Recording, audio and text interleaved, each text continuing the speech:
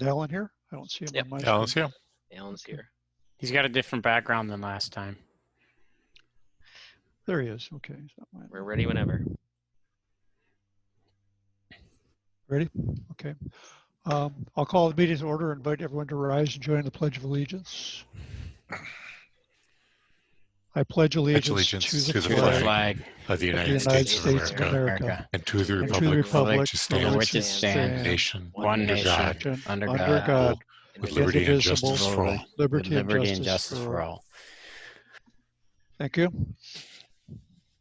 Okay, we'll start with the agenda approval. Is there any changes from staff? Yes, Mayor and Council, one item we'd like to add, item 10D.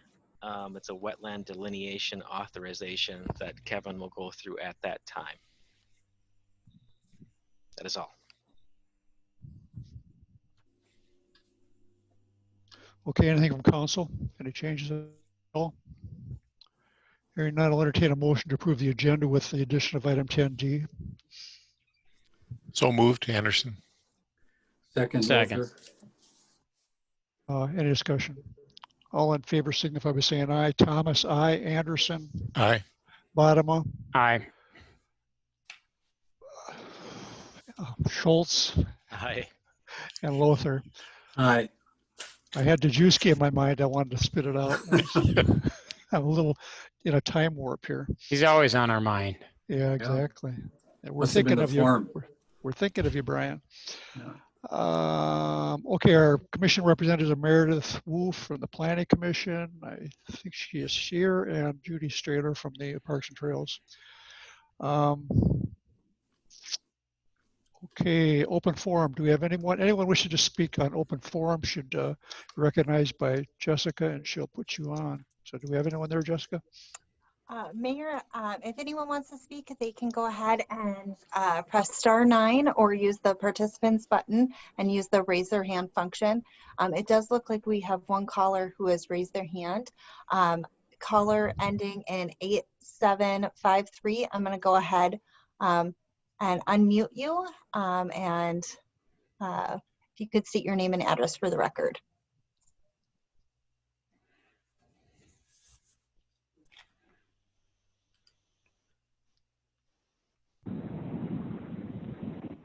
Good evening. You're on. Good evening. Can you hear me? Yes.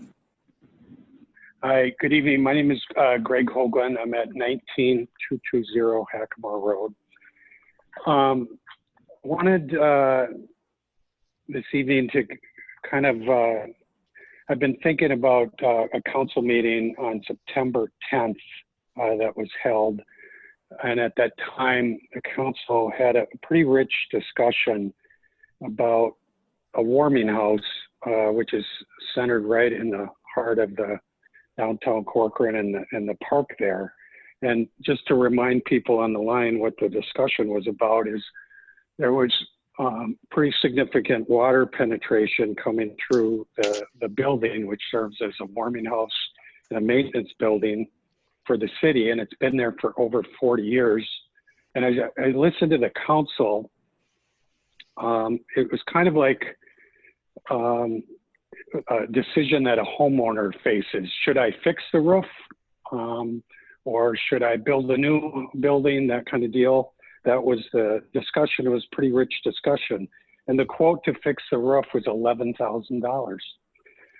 Now I grew up, one of my fondest memories is walking down to the park and skating, and my brother ran the warming house, and we're in the state of hockey, and it was a big part of my life.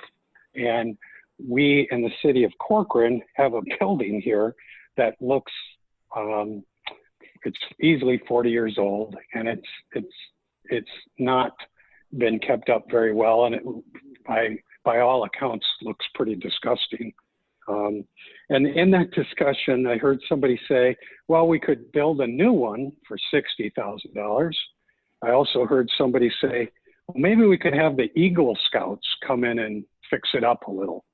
And then even worse is maybe the kids could go outside and skate and sit behind a lean-to. And if obviously that comment in itself comes from somebody who's never skated outdoors in January in Minnesota. My thought here is we have a city that is imposing $7,000 parkland credits on every new house built in Corcoran. So by my account, 200 homes times $7,000 is $1.4 million. We've also been we've approved Lennar to build up to 1,000 homes. So 1,000 homes times $7,000 would be $7 million coming into your coffers. And I'm not even counting Pulte, the development that's underway. So it's interesting where the decisions are being made and where the money is going, because we've easily built 200 new homes and we easily have over $1 million coming into the coffers.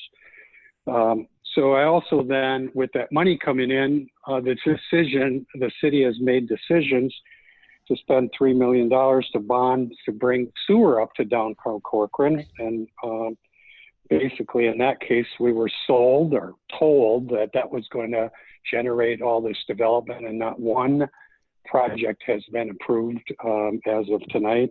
And that's another question I have for you guys, is what is the status of St. Therese? But we've discussed adding $1 million to City Hall.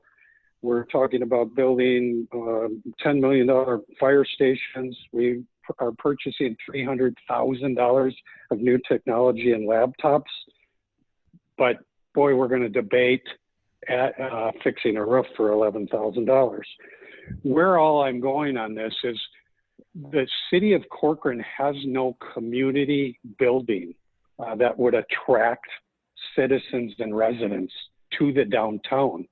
Maybe it's time to adjust and pivot from the strategy that we're going to attract all these development and these businesses to downtown Corcoran, and maybe you could invest in a building like the city of Medina has with the community center that also serves as a warming house and as an attraction to bring people downtown to the and build a sense of community. Maybe it's the opposite of how you guys have been thinking. And in that case, even crazier, besides asking Eagle Scouts to help repair and build it, you could ask your friends from Lennar or Ebert Construction to maybe even they'd like to donate and build the community center, because they own a lot of land around here and they're obviously a big strategic partner of yours. Greg, so we're over 5 minutes here at this point. All right, I'm gonna wind it down in 1 second here. So my sense on this is that building is a visible symbol to the community. It looks disgusting, and I could think of 5 to 10 things I could do now versus don't say it's in the future and all of that stuff. You could do something tonight, and basically what gets budgeted is what is a priority, and where's the budget towards the park and building. Why don't we build a community center? Those are my comments, and thank you guys. Thanks, Greg. I'll be back. Thank you. Thank you, sir. Anyone else, Jessica? Mayor, at this time, I don't have anyone else raising their hand. Okay, then we'll move on to, we have no presentations or recognitions. We'll start with the consent agenda. Does anyone wish to, consent agenda consisting of items 7A, B, C, and D. Does anyone wish to pull any of the items? I'd like to pull 7C. 7C, okay. Anything else? Okay, here and now I'll entertain a motion to approve consent agenda items 7A, B, and D as presented. So moved. Second. Any discussion? All in favor signify by saying aye. Thomas, aye. Bottomo, Aye. Anderson, Aye. Lothar, Aye. and Schultz. Aye. Okay, thank you. Item 7C, Alan, you want to discuss that? Yeah, I was just hoping Kevin could shed some light on what the revisions were.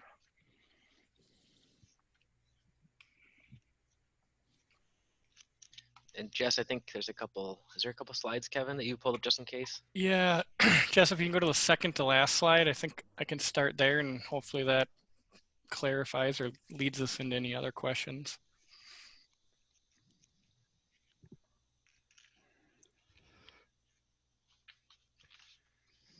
So essentially what this resolution is basically amending Exhibit A to a resolution approved in January of 2020. And that resolution basically identified easements through what we're calling the 66th Avenue Gleason Parkway Extension corridor improvements. So on the right side of your screen was the preliminary easements that we had brought to council, and on the left side are the revised ones. So they're from a high level, there's not a lot of difference. The green easements are associated with the street widening improvements and turn lanes off of County Road 116, and the red easements are associated with the trunk sewer pipe. So the primary changes were, so what we did basically from January to now is we basically got access to complete surveys, wetland delineations, and geotechnical soil borings through this area to ensure that we had a valid design route. So during that process, we tweaked essentially the trunk sewer alignment north of existing 66 here. We tweaked that alignment a little bit. Kind of I don't know if you can see it, but the crosshatch, the narrower kind of band, the crosshatch, that's the permanent easement. And then the single striped hatch is the temporary easement that just facilitates. So if you look, we kind of anticipated our goal kind of follow that existing ditch, that linear feature that you see on the right side. Our goal was to follow that, but we had some soil concerns and issues that were problematic. So we pulled a little bit east and south, and then we just kind of flexed the temporary easement around it just to facilitate construction. So that really is the primary change. It's just, where do we, where do we minimize wetland impacts to the extent possible, and what we think we'll get through the regulators in terms of wetland impacts and all that, all the goals that we're required to do through those agencies. So with that, I'll step back and answer more specific questions if you have them. No, that answers it for me. Thank you very much. Alan, what were you, what's the motivation behind pulling it? It wasn't clear to me. I guess I was looking at it on my phone and it wasn't clear to me, the revised versus the preliminary. But this makes sense. I knew it had to do something with the testing that we did on it, but I just wanted to see it and have it explained. Thank you, Kevin. Sure, no problem. Anything else? Okay, I'll entertain a motion to approve consent agenda item 7C as presented. So moved.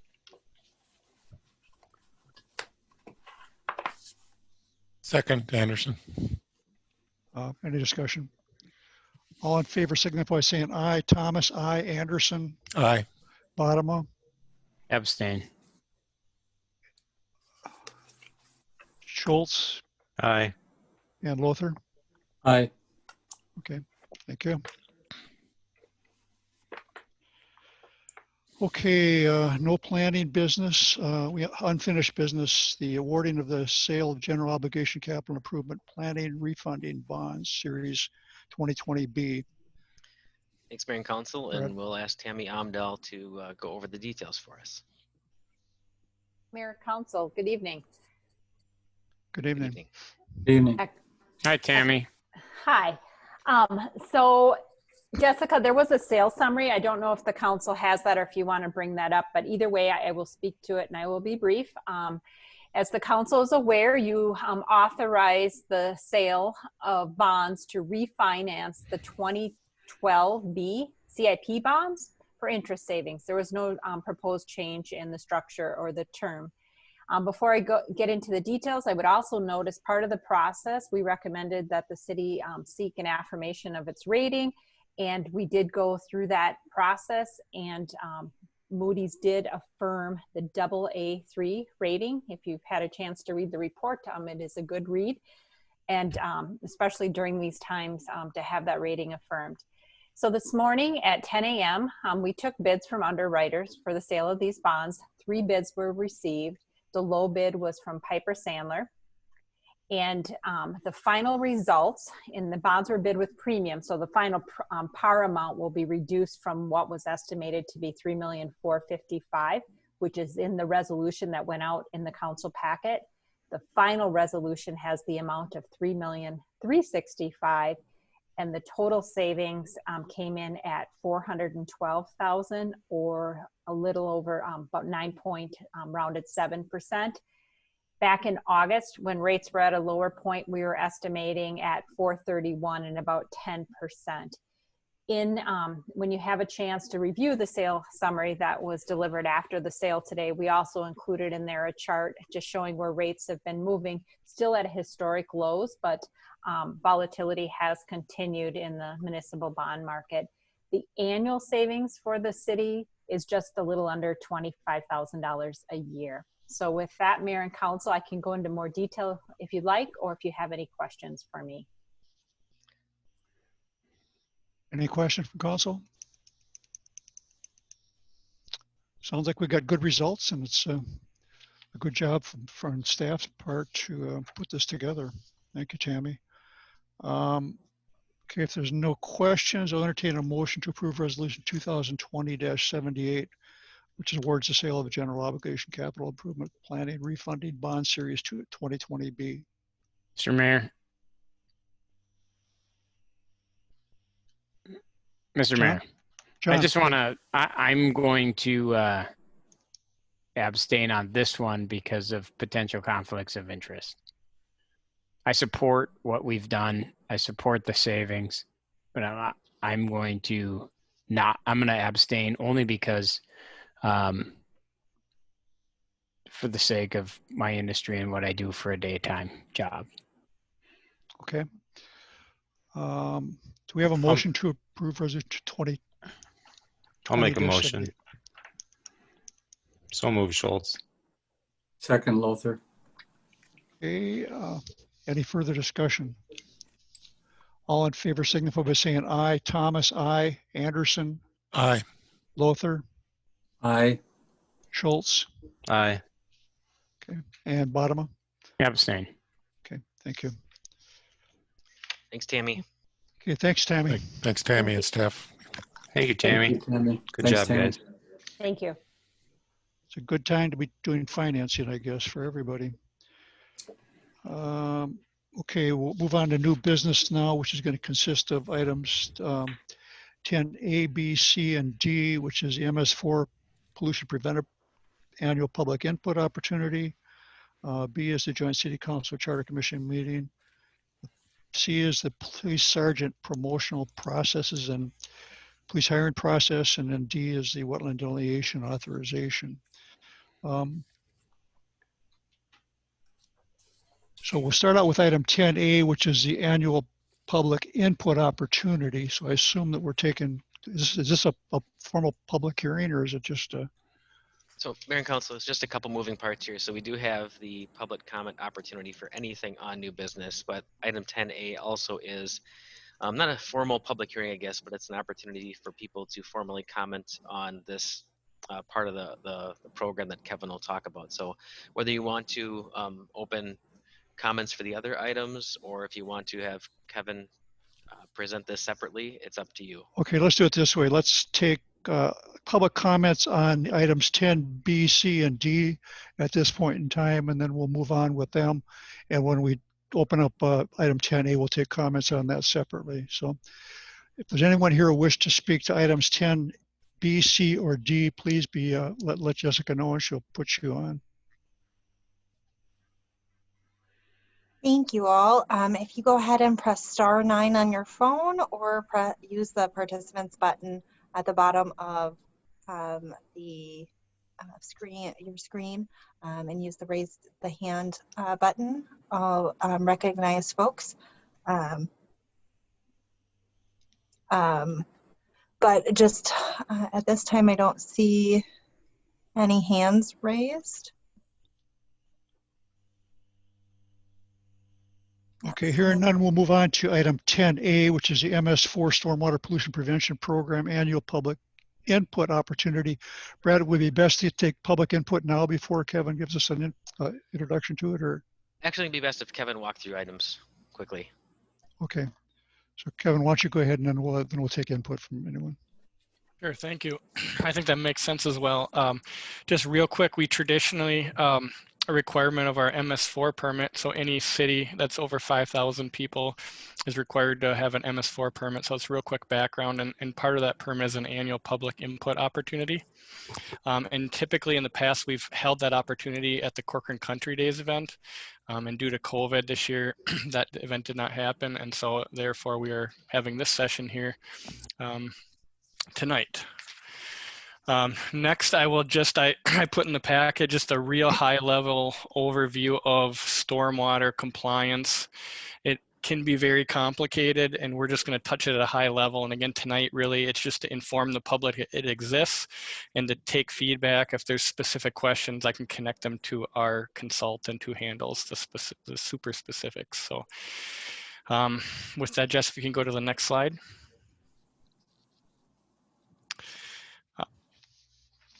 So why do we why do we have a permit? So this goes back to 40, 50, 60 years ago when there really wasn't any environmental controls. Some of these photos here were from, I believe, the Cuyahoga River.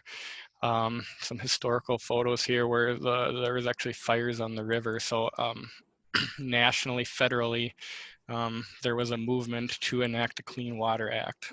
So that's really the foundation of this program, and the goal is to regulate the discharge of pollutants into waters. Next slide.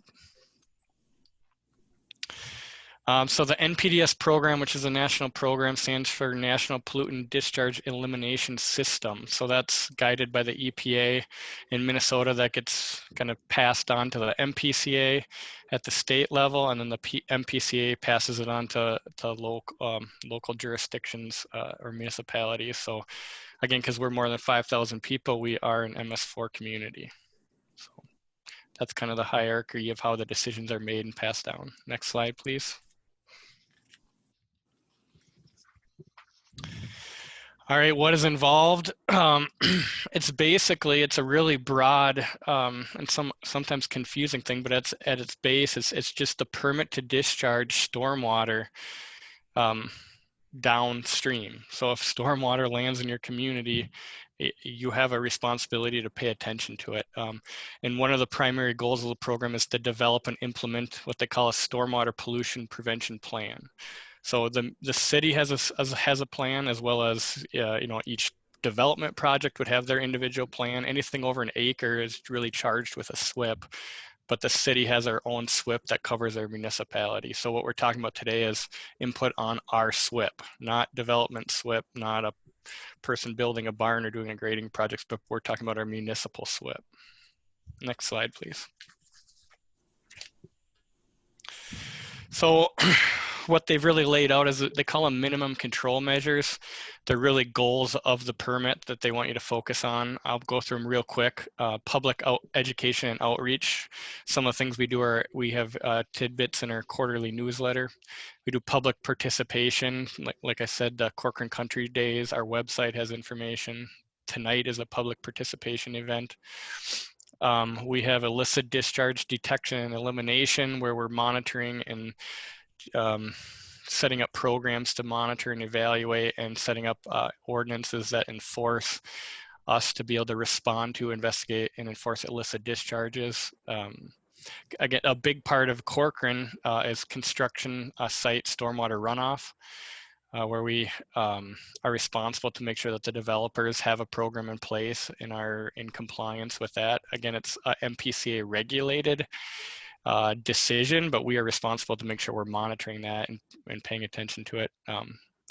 There's post-construction stormwater management, which is just stormwater development rules, which we align a lot with the watershed on. And then there's just general good housekeeping for municipal operations, which is paying attention to what we're doing when we're working on a job site, or what we're doing at our facilities, to make sure we hold ourselves to the same standards. Next slide, please. This is just kind of a little forward-looking information. So the MPCA issues permit renewals approximately every 5 years. The current one that we're in has been delayed for several years. They just announced that on November 16th, they will be issuing the new guidelines. And what that means is we will have to, over the course of the next 6 months, basically evaluate our program in more detail. So it's almost like a mini comp plan for stormwater. So we will have to go through that process and respond to the state's goals and how we're going to implement them. And so that's a process that will be starting at the end of this year and rolling into the first quarter of next year. And then any of those improvements that they require that we commit to would take place on an implementation schedule similar to some of the watershed CIP plans and the comp plan. So there's more to come on the new permit, and there's more changes than in the past. So we'll go through those at the appropriate time. Next slide. And again, tonight is just an opportunity to make people aware of the permit. Comments or questions, and they don't have to only be tonight. They can be submitted at any time, and we just throw them in a folder and include them in the annual report. So it's just part of our process. So that's what I have. Again, more to come in the next couple months on the new permit, but I'd be happy to answer questions or take feedback from the public at this time. Okay. Anyone have any questions? Or I guess if you want to, if in the public, if you want to be recognized, let Jessica know and she'll put you on. You can ask any questions or comments. Thanks, Mayor. At this time, I don't have anyone raising their hand, but you can do so by pressing the *9 or use the participant button. Okay, while we're waiting for that, does anyone on the council have any questions or comments? I just have this is Tom, a couple of questions. I'm wondering, Kevin, how this interfaces with the Elm Creek watershed. Do they, as a matter of their course, look at the city operation in terms of the watershed? And then also, are you anticipating that the vast majority of this work will be done by staff? And are you, as part of that plan, going to take pose questions that the public might have some feedback on? I'll start with the watershed question.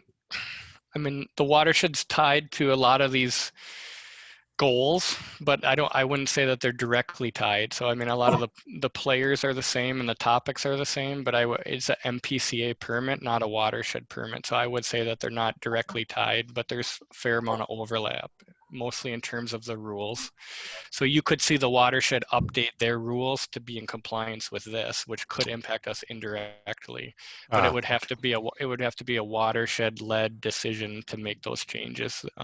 But yeah, it's not uncommon that they align with some of these state permits as much as they can. I think your second question is anticipating who is going to do the workload. We are anticipating, we geared up our budget a little bit, anticipating some extra consulting time to help myself process this new permit. So we've planned for that in the 2021 budget. Beyond that, we really haven't set, a schedule and how we're going to do it. So I see a lot of staff time with a supplement of consultant to do it, and then the outcome of what we commit to, that would be budgeted for in future years and would be brought forward to you guys at an appropriate time. Did I miss something else? I think regarding the opportunity for the public to be involved, was that part of the question as well in the next steps?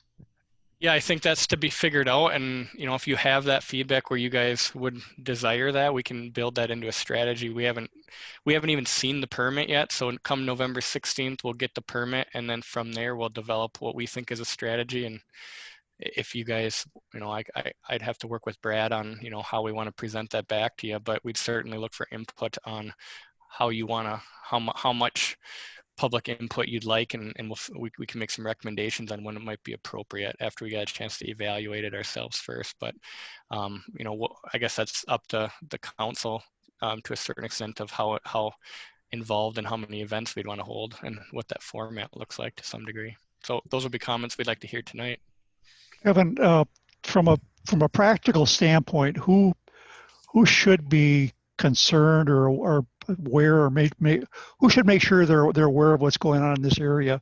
And by that I mean, is it farmers, business people, developers? Who would be impacted by it? Who would want to stay abreast of what's going on most likely?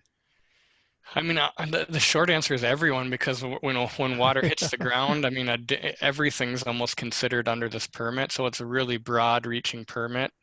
So I think everyone should pay attention to it. I mean, it impacts development, it impacts business, it impacts ourselves. I mean, primarily impacts ourselves, but there's trickle down. It impacts people, with activities larger than on 1 acre, if you're grading, if you have activities over 1 acre, that's the threshold. So it really impacts everyone. There's rumors of chlorides being more tightly regulated, so that impacts everyone. It's a really broad permit, so the short answer is everyone, to some degree. Kevin, how often do we have to reissue or re-up for these permits? I believe their stated goal is 5 years, but I think the last one got re-upped in 2014, if my memory serves me correctly. So, like I said, they're a couple of years behind, but I think their goal has been historically every 5 years you renew, and they get another crack at setting new goals. But like I said, I think this is about a couple of years delayed. So, thank you, Kevin. If we don't have an SWPPP, isn't this sort of like, if you don't have one, it's really bad?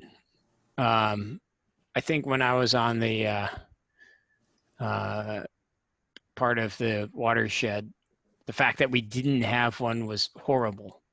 But when we get one, it's not as if the world, it's not a world-changing event, but not having one is really bad. Is that accurate?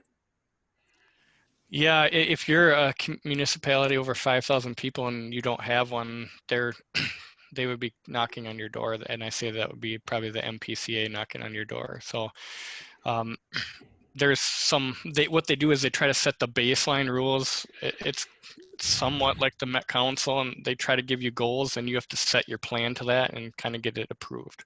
So it's kind of a similar process to that. So they have goals, but you get to set your plan, but you may have to wrangle them a little bit if it's not exactly what they want. Our approach in the past has been compliance based.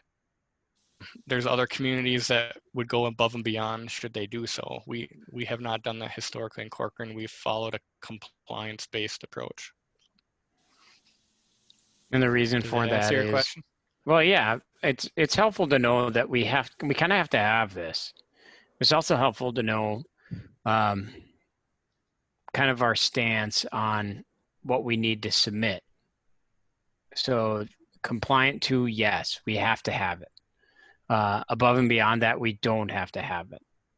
So I think it's good to, and this is public input. This actually, we don't even need to input, but as we approve this, it's important to know that we have to have it, but it also,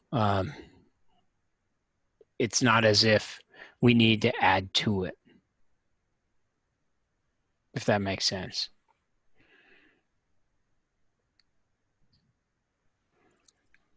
Okay. Correct. Yeah, to answer your question, yeah, the more you go above and beyond, the more there's a cost. So resources is a component of going above and beyond, certainly.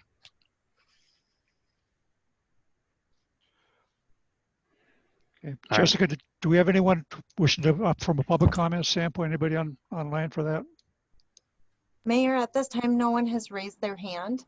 Okay. People can certainly reach out to either myself or Kevin if they have thoughts after the fact too. As Kevin mentioned, it's not just a now thing. Yeah, this is a long-term project and ever ongoing, I guess. So, Any other questions, comments from council? Okay, well, thank you, Kevin, for all your work you do on this. I know it's a big task, so appreciate you getting it done and keeping us out of trouble and keeping our water, stormwater discharge water clean. You're welcome. Thanks, Kevin. Thanks, Okay, Kevin. item 10B, which is a joint city council and charter commission meeting. Brad? Mayor and Council, as you all know, the city is a charter city, and we do have a charter commission, and typically they meet annually. And since I've been here, it's really been once a year. I think 1 year we met twice. And over the time, there's been a consistent topic of the potential for creating a future award system for Corcoran as we grow. And that's talk is getting louder as far as you know, with the development moving in, making sure that there is adequate representation throughout the city. So the Charter Commission would like to meet, and they've talked about November 12th date. Now, any amendment to the charter would either take either referendum or through the council to obviously adopt the ordinances that would change it as well. And what the Charter Commission would like to do is call a meeting, but also invite the council to be a full partner in that conversation. As far as any potential for award system moving forward. So the recommendation is to move forward with a joint meeting on 5:30 or at 5:30 p.m. on Thursday, November 12th, 2020, or some other date, or not at all if you don't want to. Just for the public who's watching, this would be at the earliest the city could have a charter system would be for the 2022 election, or award system rather, be for the 2022 election. So this does absolutely nothing with the current election cycle whatsoever. No retroactive award system. So with that, if the council wishes to have that joint meeting, it could schedule that meeting. Any questions or comments from the council? I've got some comments. Can Go I? ahead. Okay. Go ahead. We had an election like the Tuesday before. Some of the people running are on the charter commission. Some of them are here. Some of us might be gone. Some might be moving from the charter commission to here. I think we ought to wait until the results of the election come in, because let's pretend there's a shakeup or a non-shakeup. We should probably figure out who's on the charter commission and who's on council and schedule it for post-election, like a couple months. That's my opinion. Ward systems won't come up for at least 2 years. Alan, you'll be on the budget, so you'll have to work, or you're on the ballot, so you'll have to work a little bit this next election cycle. But I think we ought to have it further out from a week. I think that's too soon, and we don't know what's going to happen. I got a comment on that, but I have a question first. So it's my understanding that one of these seat sets up for election takes effect after election date, doesn't it? Yes. That's correct. Yep. Thanks, Council. The special election seat would take place after the certification of results.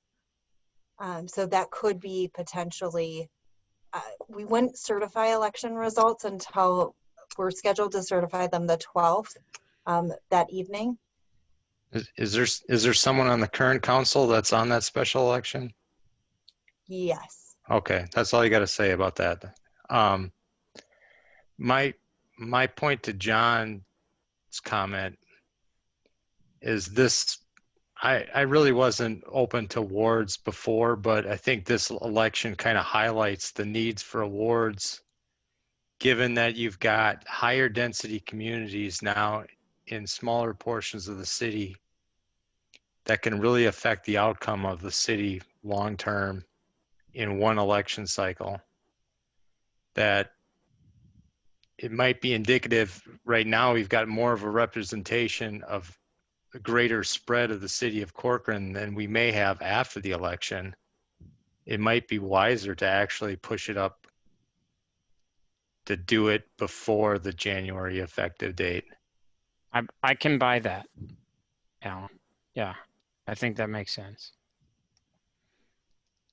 So I'd be for a November or some date prior to the. You need a joint meeting, and then you need it on the agenda of City Council in a following meeting. So Mayor and Council, there's no timeline for this. The Charter Commission and Council joint meeting could be a learning session, or it could be we really agree and think this is a good thing. Staff, please put this on the agenda for consideration of the council. You know, it's a big deal to speak about. Now, again, it's not new. It's been discussed for. I started in 2013 and it was discussed in 14. I know for sure. So it's been discussed for 6 years at least. But it really would be up to the city council on if and when it gets to an agenda. Yeah, and I think, Can I- you know, if we have it on the 12th, if there's a change in the future council, the new future council members, if there are any, are certainly able to be at the meeting, can be brought up, kept up on what the discussion is, and be able to participate in any decisions in the future. So Can I I weigh don't see in? any harm. Yeah, go ahead, Brian. Yeah, and as you know, I'm the chairman of the Charter Commission. We have discussed this at a fairly lengthy time.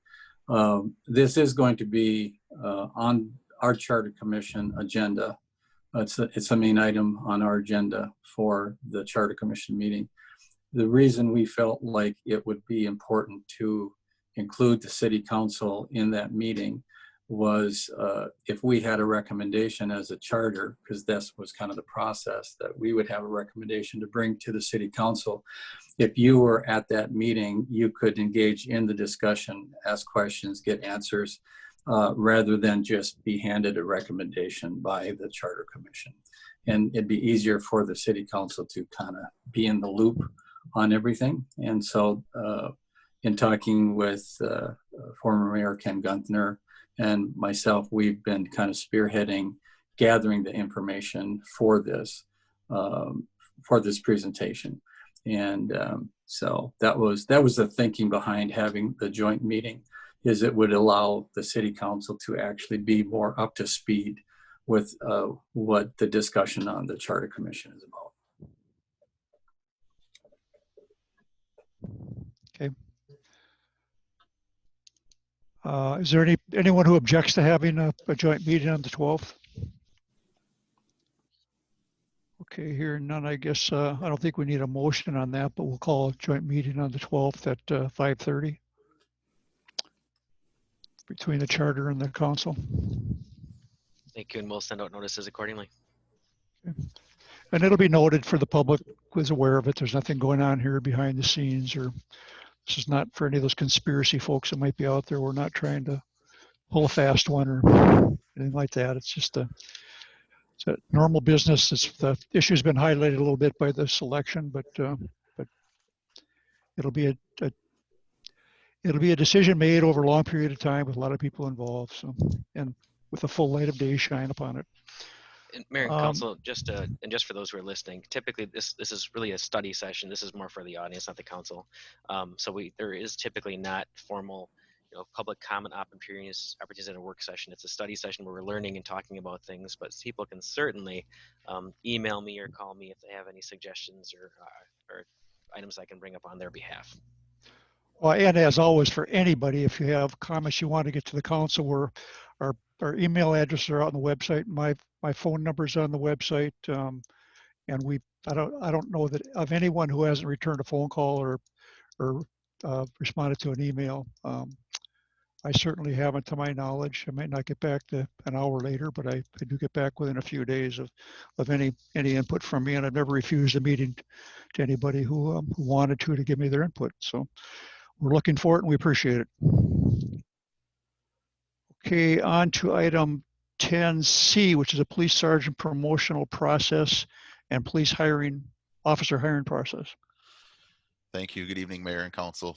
As you're aware, we've been talking about the need for additional patrol personnel and supervisory capacity in the police department for some time now. In response to those needs and in accordance with our staffing plan, we've included the addition of a police sergeant in the draft 2021 budget, and right now intend to add a second in the 2022 budget. Those two positions would work opposite rotations and help give us that scheduled evening and nighttime supervisory coverage each day. It provides a variety of benefits to the city. It gives us that increased two-car coverage during the evening and nighttime hours that we've talked about at previous meetings. I think Councilor Schultz brought that up as well, and that would go a long ways towards helping us get a little further down that road. Also provides that direct supervision in the evening hours, which is often necessary when we make requests to the jail or dispatch. It's somewhat of a product of the county that we're in, that a lot of those things require a shift supervisor to do a lot of the larger decision making or action items. It also would provide immediate oversight of any of the in custody arrests, use of force incidents, and live monitoring of any pursuits or in progress calls that we're responding to. So with this item, we're as staff requesting authorization to hold a police sergeant promotional process with authority for me to appoint the selected candidate to the position effective January 1st, 2021. And if we're successful in promoting a current staff member, that would result in a patrol officer vacancy from our current staff. In addition to that, we've also received a notice of separation from Officer Josh Hunter last month. So based on these two expected known vacancies, we're requesting authorization to also hold a police officer hiring process to establish an eligibility list of candidates, of our preferred candidates. And then as openings would become, as for our current opening, and then if a future opening becomes available, we can go straight to that list without having to run repeated police officer processes. So we're asking the council to, I guess, consider that motion and direction as it relates to the police department, and I'd be happy to take any questions that anyone might have. Any questions from council? Yeah, I have a question for Brad. Brad, can you tell us how that fits in with your vision for the city? Yeah, so Mayor and Council, this is really also fits in with our staff planning exercise we went through a while back, essentially a 2025 staff plan that, as any other plan, is adaptable to. But we've obviously have needs in all areas of the city as we grow, and really it's taking turns. And police sergeant is the most important step for the police department. And as Matt alluded to, this is not the first one. There's a second one planned for the following year to fill that gap. So this is per plan, actually. So if Officer Hunter was Officer Hunter was not a sergeant, right? Correct. Sergeant would be a new position. Historically, we did have a corporal position. A few years back, you'll recall Lieutenant Ryan Burns was a corporal before he was promoted. Looking forward, we anticipated that the corporal position didn't provide the supervisory functions that didn't fit with our immediate or our next upcoming needs for the department. And so for that reason, we didn't backfill the corporal position. We replaced it with a police officer, but knowing that we would ultimately be looking to transition to the sergeants, that was not reappointed. So the order that you prefer is to do a sergeant first and then replace Officer Hunter on the officer side. Is that accurate? Well, the promotion wouldn't happen until January 1st. It's included in the 2021 budget. We would probably be starting the promotional process now, as you know, those take time, as does a police officer hiring process. So the processes would run simultaneously, and I would, with approval for the police officer hiring process, be looking to get that going sooner than later, and hopefully bring back a preferred candidate in the very near future to replace to fill Officer Hunter's vacancy. So they would be separate, but running at the same time, the two processes. Okay. Thank you. Matt, are there current officers on the Corcoran Police Force that meet the qualifications, or is this strictly an outside situation? Sure. So we finalized the job description, and our plan right now is to open the police sergeant process just to internal candidates. Okay. Boy, I tell you, that qualification is lengthy. That's for sure.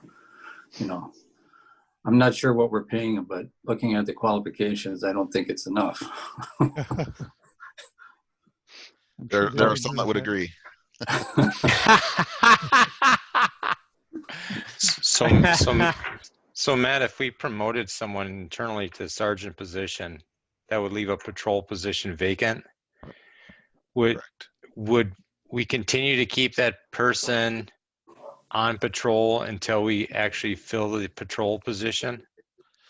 Yeah, the sergeant is also a patrol position, so it's a patrol supervisor. So until we got that backfilled, yeah, the intent would be they would continue on with that. The only difference would be is if our police detective were to apply for the sergeant, in which case we'd have to figure out what that process would look like if it was different, if they were the selected candidate. But generally speaking, they'd stay in their patrol duties, and they would assume the duties of sergeant as well. Now the scheduling is where things would change once we're able to finally backfill, because if we hire for the police officer position, there's a field training period, and it would take a while before they're able to actually fill their own schedule slot. But they would be the hope would be as of January 1st, if an officer is promoted, that they would be a patrol sergeant and also performing the duties of a patrol officer. Okay.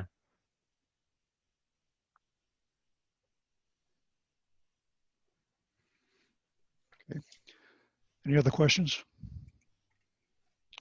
Okay, hearing none, I'll entertain a motion to authorize staff to hold an internal police sergeant promotional process with the authority for the Director of Public Safety to select and appoint the preferred candidate to the position effective January 1st, 2020, and direct staff to initiate a police officer hiring process to establish a candidate list for the current and upcoming police officer vacancies. So moved. Just one update. I had a typo there. It's January 1st, 2021, just to fix my typo. 2021, Sorry. yep. That's on me. That's, well, I should look at what I'm reading, not just read it. Okay. We have a motion from bottom. Do we have a second? So I'll moved. second. Okay. Any further discussion? All in favor signify by saying aye. Thomas, aye. Anderson, Aye. Bodema, Aye. Lothar, Aye. and Schultz. Aye. Thank you. Thank you, Matt. Thank you. So Matt. can Zeke apply for this position? I don't think he meets the qualifications yet. You have to have okay. 5 years police officer experience, but maybe someday. Okay. He's working on it. Okay, item 10D, which is a wetland delineation authorization. Brad? Actually, I'll turn this over to Kevin.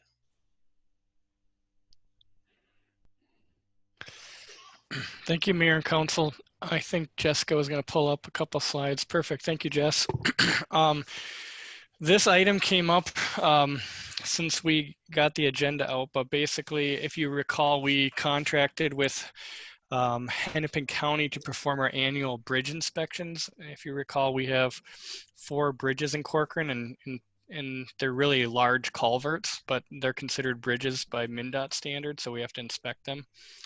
The bridge on Trail Haven came back with some significant additional deterioration, and that's what's kind of triggering this ask tonight. And what that means, it was significant enough deterioration where we're actually going to be required to develop an action plan from that. So we're still in the process of laying that out. I've provided some highlights here. We are going to be installing signs for an interim structure load limit posting, likely next week. We've been coordinating, and when I say we, Wink, our engineering consultants, has been a good help on this and leading it. We have an arrangement with MnDOT. They will be out in October to complete a more advanced structural analysis, which would essentially tell us if we have to reduce it any further, or potentially even close it in a worst case scenario. But that would be at no cost to the city. It's through an existing state contract that they provide that for bridges in their program. Next council meeting, we are planning and preparing a request for a feasibility report, which would basically kick off the design process for replacing these bridges. So more to come in 2 weeks, but why we are here tonight is the wetland delineations are a requirement of that process, and we want to set ourselves up for a good, successful bid. We want to get that work done here in October, so we wanted to expedite that. And there is an opportunity that we're pursuing for funding assistance through the state bridge bond program, and also MSA does have some opportunities because some of these are state aid roads, and we could seek that route. So we don't have a lot of finalized action plans. There's lots of thoughts and moving parts right now. The ask today is, again, just to approve us to go out and get wetlands here. Can you go to the next slide, Jess? Might have went 1, 2. Oh, okay. So the ask is actually to get not just Trail Haven, but Kane and Shuddy Road. They all qualify on the, if we take it far enough. So if we basically preliminary design, we can apply to get on the bridge bonding list. So we are recommending, just for efficiencies, to kind of take all 3 of these bridges to the same point. Obviously, we then could make decisions on which one we'd actually replace over what years. They could all be replaced in 2021. They could be staged out every other year. It kind of depends on how they deteriorate, and it depends on funding. So we'd really just look to position ourselves so that we could capitalize on either increased failures that come up in our annual inspections, or funding opportunities. But it's looking at this point that it will likely be, it's trending significantly in the direction that Trailhaven will likely have to be replaced next year. And again, why? Just here's a side note: once wetlands delineation are approved, they're good for 5 years. So we're really not, you know, going to have to repeat any work here. So it's something that needs to happen sooner than later anyway. So tonight, we are considering a motion to authorize staff to complete wetland delineations and associated survey work for the Trailhaven Road, Kane Road, Shuddy Road bridge sites in the amount not to exceed $3,000.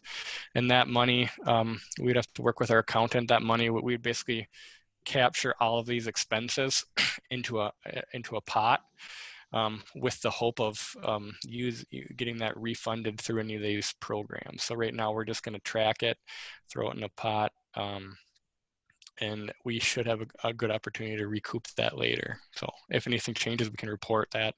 We also believe we have some budget opportunities too in the public works budget should something not work out. But that's our backup plan. So with that, I would be happy to answer more specific questions. Any questions? I have a question. Is that okay? Yep. So the east side of the Trailhaven culvert is my property, and the culvert is deteriorating, and it creates a hole like where the culvert is. So it's like a speed bump in reverse.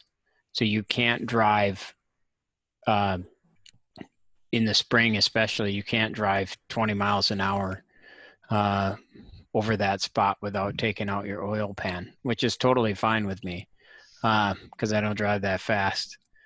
Kevin, can you just, for the sake of it, I'll vote on this, but I want you to be clear on what's going on with that culvert for everybody. Okay, so so we once a year, once the bridges get to and they're called bridges because that's how they're categorized. Once the bridge gets to a certain condition, and it's a specialized, highly trained, highly technical position. I am not trained in evaluating bridges, so there's heavy training. They basically rate bridges, and as the score gets lower, you have to monitor your inspections more frequently. So this has always been one that was kind of on it warranted, advancing already, but this recent inspection showed significant deterioration. Now, whether that was honestly because the water was lower, the water is really low right now, and they were able to evaluate it differently, but essentially it's a steel pipe, and it's basically slowly over time bowing, and it's failing. So there's some cracks in it, and there's some deformation of the cross section.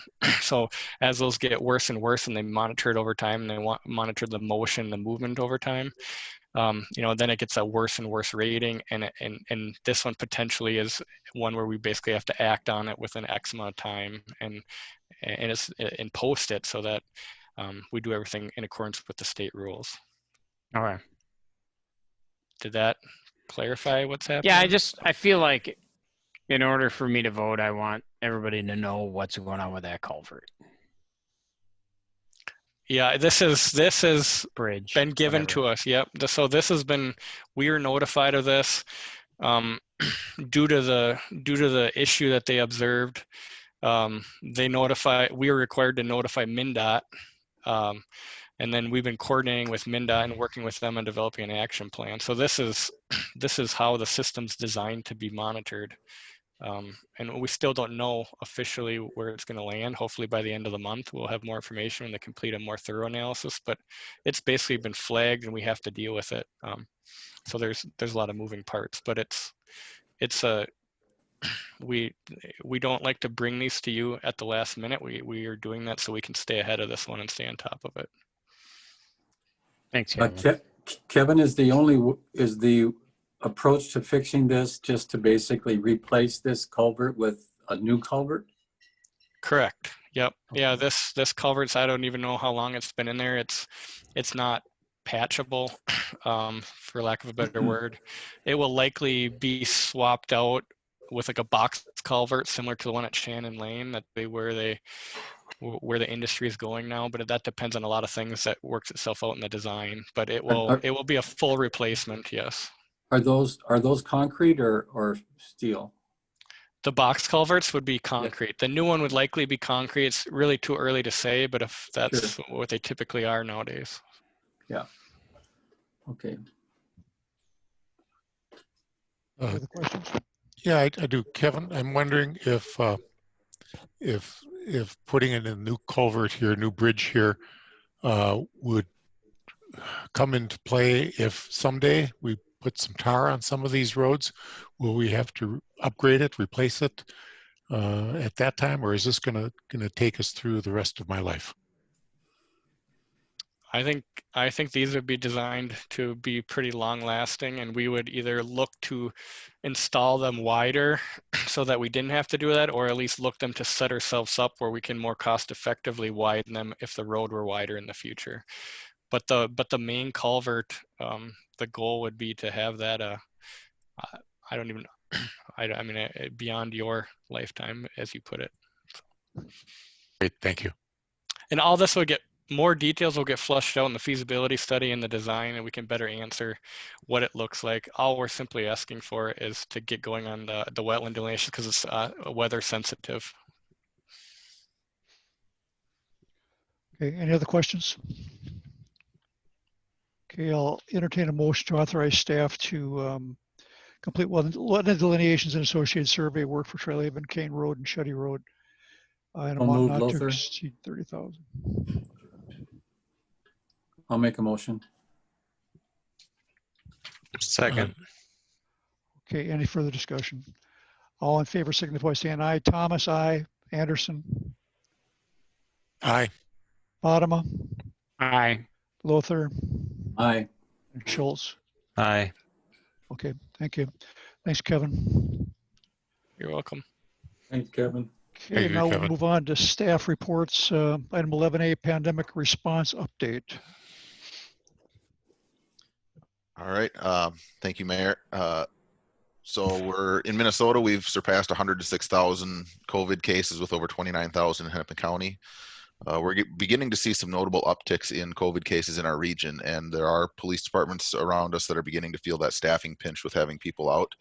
We've been fortunate to this point since, as we talked about earlier, we're already short on staff. So knock on wood that we can try and get some more people onboarded and hopefully avoid being impacted. But as quickly as it's spreading, it seems inevitable at some point that our community will be more greatly impacted, and possibly our city staff. We're continuing to coordinate our COVID response through our EOC, and we're starting to see some of our CARES Act COVID mitigation items start arriving.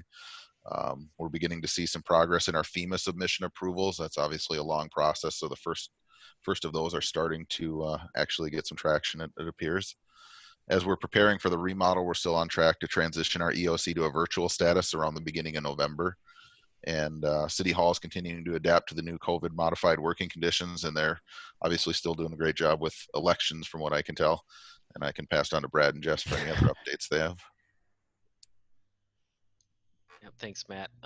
Primary goal right now, as Matt talked about, is CARES funding. We have a hard November 15th deadline for most items. There are some legislative guidance on potentially you can delay that if there's supply chain demands. We're trying to, or delays, we're trying to understand that guidance, but it's a lot of work to rush as much things through as we can right now. The City Hall remodel project will be coming up, and hopefully we can get council back here at some point too. I did want to highlight the elections items. Jessica and her team have done a great job. Anyone who's voted here, you come in, it's very safe, it's distanced, and each station is disinfected after every single voter. It's a very safe and smooth experience, and it's quite busy actually. I think every time I've gone over there, there's somebody sitting down voting. So I don't know, Jessica, if you have anything to add with your team over there. To you. Thanks, Brad, and thanks, Council. We're just seeing a big increase in voters, and we're happy to have people come in person, and we've seen a large uptick in people dropping off ballots. So if you don't want to put your ballot in the mail, just come and see us and we'll take it for you. That's all. Don't fill them out for them. We'll have none of that. Unless you Okay. put my name in it. I have a question for Matt. Matt, is the uptick in Hennepin County, do you know if that's related to the schools opening, or is it just generally across the board in the population? Well, we're actually seeing it regionally in the Northwest Hennepin County region. So it's popping up in little pockets all over, and those, and I couldn't even say specifically what the drivers are. I mean, you know, for instance, in Corcoran, we have 5 different school districts. So Right. I don't know that I would necessarily be able to tie it to one specific activity, but if you've been out and about at all, you'll see that, you know, obviously people are getting more and more restless. And I think that's leading towards more and more interactions, which Right. is raising the infection rate. And you know, right now they're still monitoring capacity for hospitals and the ability to respond. Right. It's taxing on our medical system and on our first responders, but you know, we're trying to keep a close eye on it. So I don't think I could attribute it to anything specific, or that's obviously something that might be a little bit above my head. Sure. Thank you. Anything else? Okay, the 2020 schedule.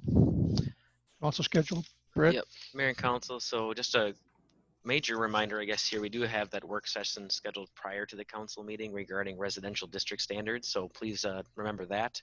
We have a couple items related to the remodel project. I'll be asking for some ability to approve change orders under a certain amount, as well as looking at card reader technology, the bridge item that Kevin mentioned, the sergeant job description, and a few other items coming up. Okay. Brad, anything else? Any other business? Any other business from council? Hearing none, I'll entertain a motion to adjourn. Don't So move. moved. Anderson. Beat you, Tom. Second. All in favor signify by saying aye. Thomas, aye. Anderson. Aye. Bodema, Aye. Lothar, Aye. and Schultz. Aye. Okay. Thank you, staff. Thank you, council. Good meeting. Shorty. Thank you, staff. Good job, guys. Thank you. Good night. Thank you, everybody.